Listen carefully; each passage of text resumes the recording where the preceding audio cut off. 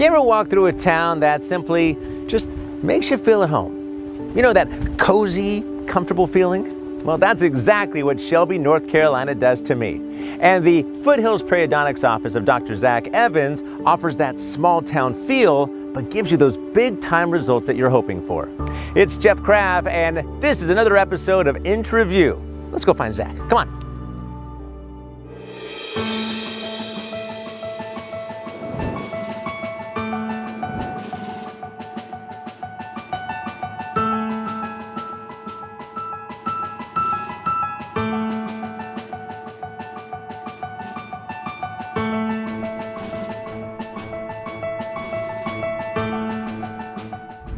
All right, Doctor, thanks for sitting down with me. I appreciate it. And you're a very busy guy out here in Shelby. Now, you know, we travel all over the country. We know the cities that we're going to, but Shelby, I've never heard of Shelby, North Carolina. No offense taken. I serve between two major metropolitan areas and a couple rural counties.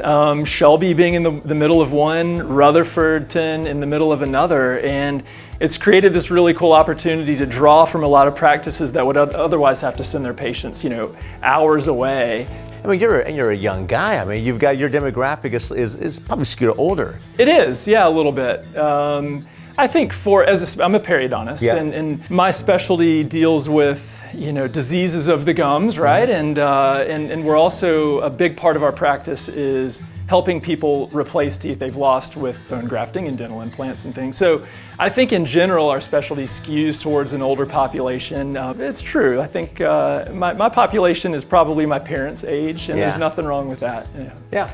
So tell me how it all began. Do you have family in the industry, or did you just one day say, you know what, I'm drawn to this? How did this evolution happen? I'm a one of. I have no family history. That's strange. You don't hear that too often. After undergrad college, I went to get a PhD in biomedical science, but I realized that skill set is a lot more valuable if you have a clinical sort of parallel. So I tried to think about what could I pair with my background in microbiology and immunology, and I actually got exposed even before dental school to periodontics. It was the perfect fit. It's like science, biology, art, and I love it.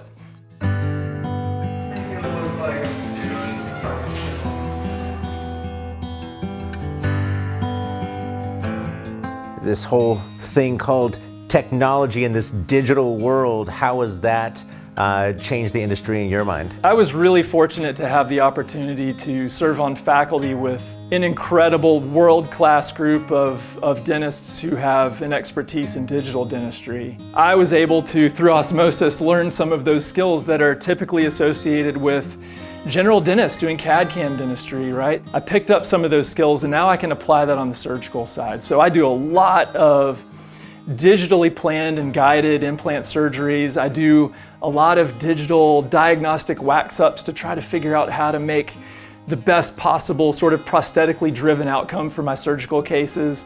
Bottom line, those skills have made it easier on a day-to-day basis to achieve really predictable good results for my patients, and that's what it's all about. And you got to be educated about it. How do you continue to stay educated? It's a challenge that I enjoy. So, you know, keeping up to date with the science, the literature, and the technology, working with companies who are on the cutting edge. The TruAbutment partnership, the relationship, how did that all come about? It came about early when I was on faculty at the university. We created this really amazing partnership with TruAbutment to really work with them on the digital restorative workflow side, but also as a periodontist, because they have the subsidiary company, their implant company, Uris. It was a great opportunity for me to work with a company and a system that is completely integrated from the point of prosthetic vision and design all the way through making surgery happen, and even having the ability to more easily and efficiently deliver restorations that are prefabricated in implant cases. We had a great opportunity to work with them and give some feedback on the development of some of these processes. Now I'm a customer, right? Yeah. I mean, I'm using these things for my own benefit and for the benefit of my patients. Yeah, TruAbutment's a great example of a company that is bringing together all of these key aspects of digital dentistry, but more than making it sort of a niche of novelty, they are putting it into practice and making it useful for practitioners. And that's the magic, I think, for TruAbutment. The relationship with TruAbutment is so amazing that you're going to be a part of the symposium this year. Really excited about that, having you in Anaheim. Yeah, I'm obviously honored to even be invited, let alone speak and help teach and share some of the things that I've learned. It's such a fantastic opportunity for a lot of people with broad expertise coming together for this really unique symposium to share some really powerful cutting edge techniques, and I'm really excited about it.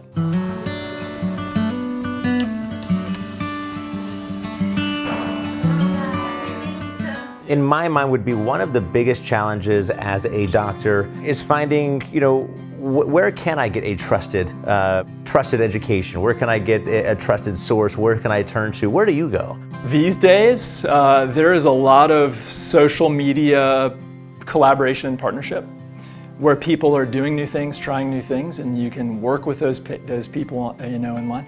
I think the other part is learning from our colleagues who have these expertise, whether that's picking up the phone and calling someone or finding guys who are really good at this and going to CE courses that they're offering. Yeah, is it something you ever, maybe in the next 10 years or however long, that you'd like to transition into that, maybe split your time? Yeah, I mean, we do a little bit now. Okay. Maybe not splitting my time just yet. This is more like a weekend hobby than a full-time thing. But yeah, I am passionate about teaching others, mainly because I've just had such great success with these workflows that I've used and developed. If I can share those and make someone else's practice successful, that's amazing.